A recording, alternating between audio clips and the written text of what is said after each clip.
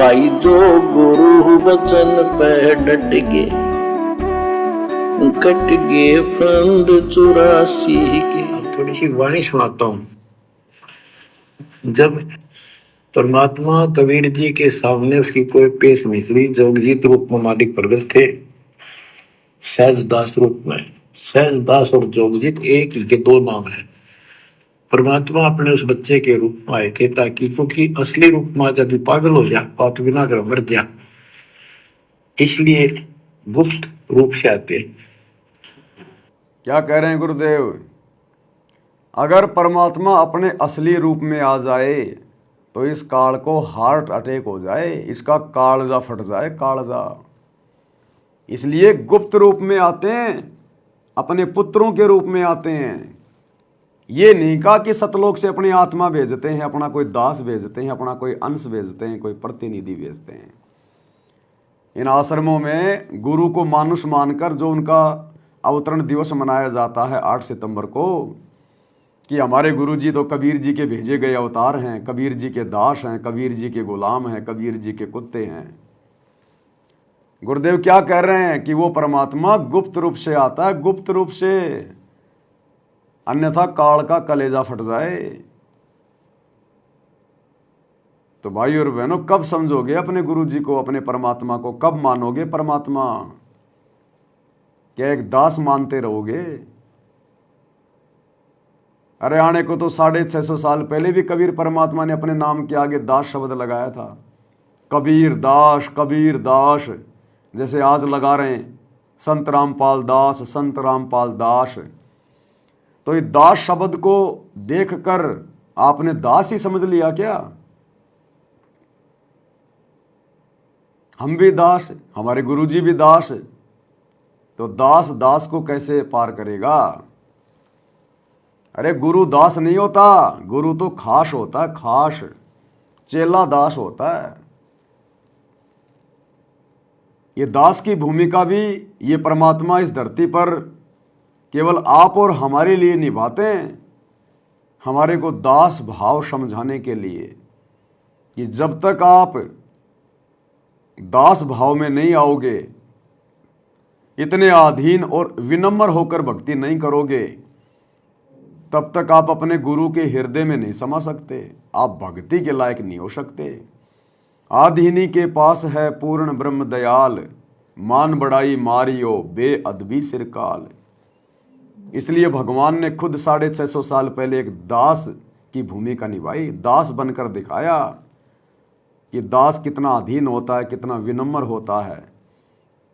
आज 17 फरवरी 1988 को सतगुरु रामपाल जी ने एक अच्छी आत्मा को, आदरणीय रामदेवानंद जी को अपना मुंह बोला गुरु बनाया और अपने नाम के आगे दास शब्द लगवाया, और आप और हमें एक भगत की भूमिका करके दिखाई, आप और हमें एक दास की भूमिका करके दिखाई कि किस कदर अपने गुरु जी को ही भक्ति मार्ग में महत्व देना होता है।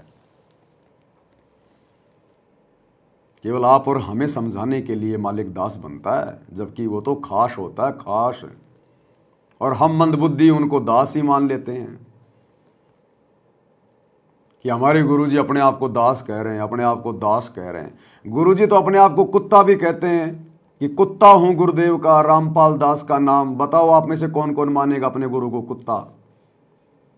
गुरु तो सत्संगों में कहते हैं मेरे जैसा 2 कोड़ी का जीव। अब बताओ आप में से कौन कौन मानेगा अपने गुरुजी को 2 कोड़ी का जीव? गुरुजी तो सत्संग में ये भी कहते हैं कि मेरे जैसे ठग गांव गांव में बैठे, गांव गांव में। अब बताओ आप में से कौन है जो गुरुजी को ठग मानेगा? बताओ। तो गुरु क्यों कह रहा है, किस लिए कह रहा है, कहने के पीछे का मकसद क्या है, इन सब बातों को हमने ज्ञान को आधार बनाकर समझना होगा। हम मनुष्य शरीरधारी हैं, हम जानवर नहीं हैं कि हर बात आपको गुरु ही बताएगा तभी आप समझोगे। गुरुदेव कहते हैं शब्द सैन सतगुरु की पहचान है, पावे अटल सुहाग रे। जो बच्चा, जो विद्यार्थी, जो भगत अपने गुरुदेव के सत्संगों में किए गए संकेतों को समझने लग जाएगा, कहे वही उस शतलोक को पाएगा। वही सतलोक जाने का, पूर्ण मोक्ष प्राप्त करने का अधिकारी बनेगा। तो हमने गुरु को हल्के में नहीं लेना है। हम रोज नित्य नियम पढ़ते हैं कि ये सारी की सारी जो भूमिका होती है ये गुरु यानी परमात्मा स्वयं निभाता है। साहिब से सतगुरु भय, सतगुरु से भय साध, और ये तीनों अंग एक हैं, गति कुछ अगम अगाध। साहिब से सतगुरु भय, सतगुरु से भय संत, धर धर वेख विशाल अंग, वो खेल आदि और अंत। तो सारी भूमिका ये स्वयं निभाता है। साहिब ये स्वयं है, निर्गुण रूप में सतलोक में बैठा हुआ है। सतलोक में बैठकर कर्म आधार अनुसार ये सबको दंड देता है, सबको लाभ देता है। पाप और पुण्य के आधार से परमात्मा सबके साथ में रहता है। फिर ये परमात्मा धरती पर सरगुण रूप में सतगुरु बन के आता है। प्रारब्ध में लिखे हुए, भाग्य में लिखे हुए, कर्म में लिखे हुए लेख के अतिरिक्त भी सुख देने के लिए ये सरगुण रूप में सतगुरु रूप में आता है। और फिर कहा है गरीब निर्गुण सरगुण एक है, दूजा ब्रह्म विकार। निर्गुण साहिब आप हैं, सरगुण संत विचार। कि निर्गुण रूप में बैठा हुआ सतलोक में और सरगुण रूप में जब धरती पर संत रूप में आता है तो ये दोनों शक्ति एक ही होती हैं, एक ही।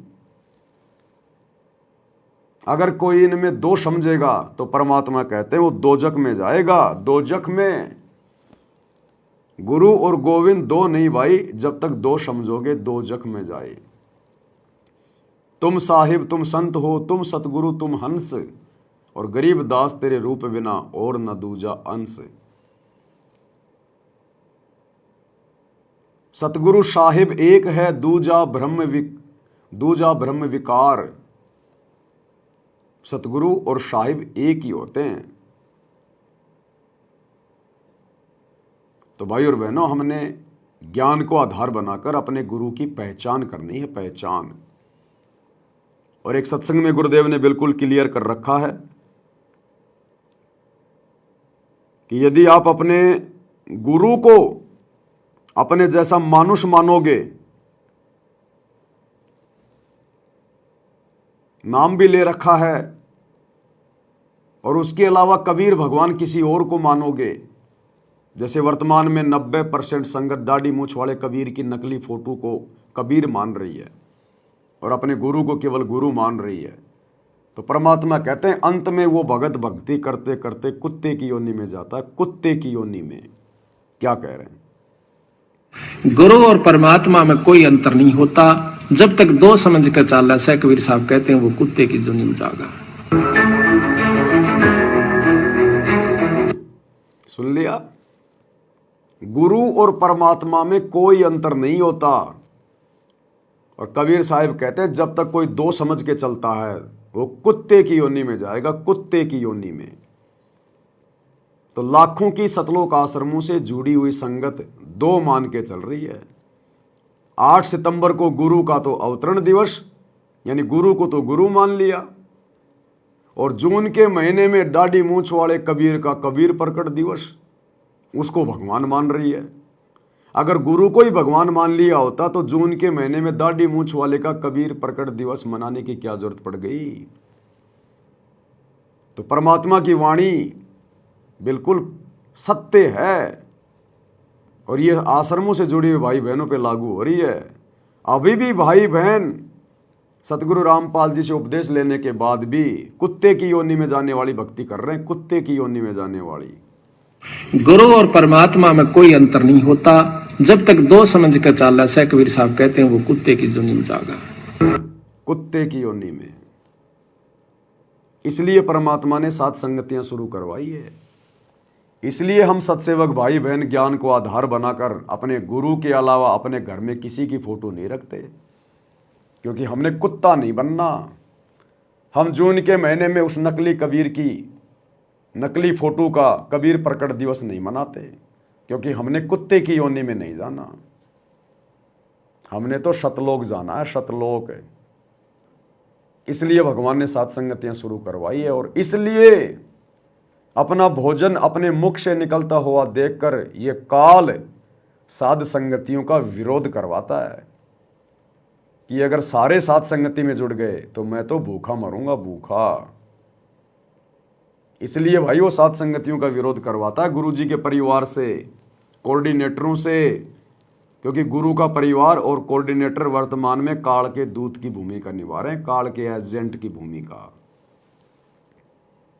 इसलिए भाई और बहनों, ये विशेष संदेश हैं, इनमें विशेष ज्ञान है, विशेष ज्ञान। बच्चे के रूप में आए थे ताकि, क्योंकि असली रूप में जब पागल हो जा, पात बिना कर मर जा, इसलिए गुप्त रूप से आते।